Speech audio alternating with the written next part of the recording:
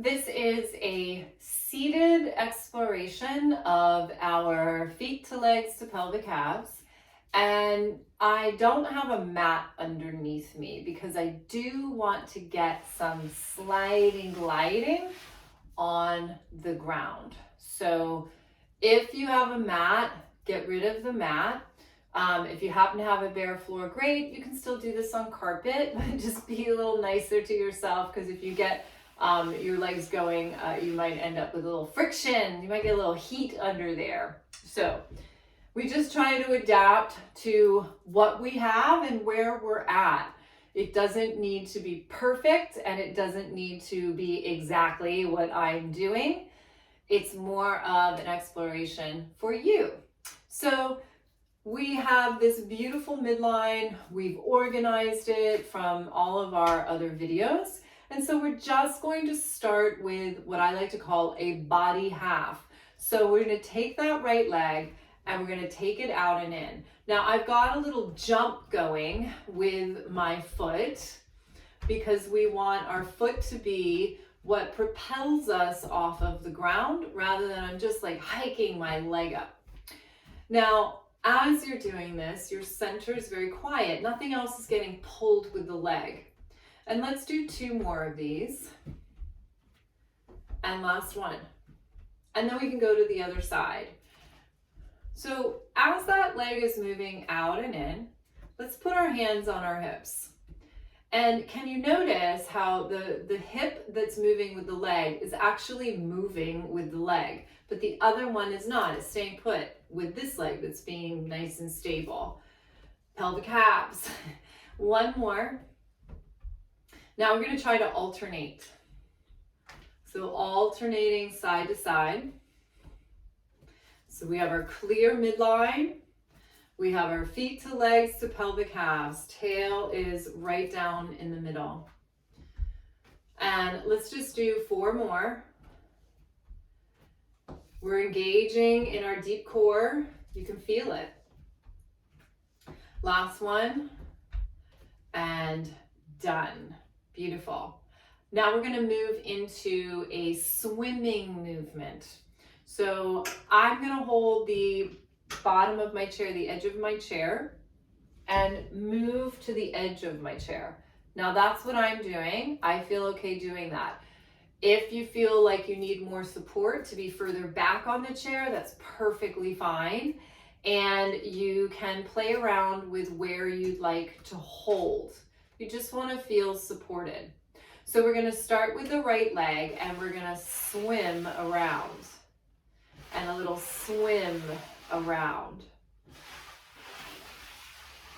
And so we're getting this nice sweeping movement in our hip joint.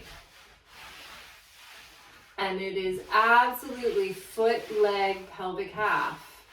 Let's do 2 more. And then let's go to the other side. Nice quiet center.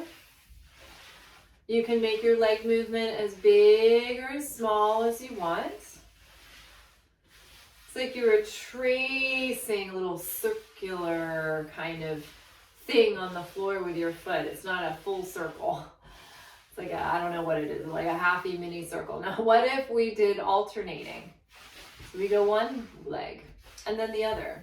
So our body halves are switching from being mobile to being stable. And that takes a lot of awareness of where you are and also integrating your limbs to your center. And take a pause. Now, let's get a little crazy. Could we do both legs? So both legs circling around. Now we're like a little froggy. Both legs circling around. Beautiful. And you can feel your center. So if we didn't know where that was, this might be a little challenging. Oh, it's already challenging. It would be more challenging. We're going to do 2 more. And last one. And done. Beautiful. Okay. Let's go back to the body halves and we're going to add arms. So the right leg's going to go out and the left arm is going to go out. So we're doing alternating. We're still trying to find that nice little jump of the foot. Organizing everything to center. We're going to do 4 more. Trying to relax if you're getting some tension in there from, I don't know, thinking too much. And then switch to the other side. Can I move my limbs around my center and keep my center nice and quiet? Yeah. So is this like heavy duty, like physical, exercise? No. But is it extremely organizing? Yes. And then we're going to alternate. The more organized we are, the better prepared we are for those more complex or intense movements. There's no point in doing them if we're not organized. We just over effort. Maybe we hurt ourselves, or we sure as heck don't feel good doing it. Let's do 4 more. And out. And out.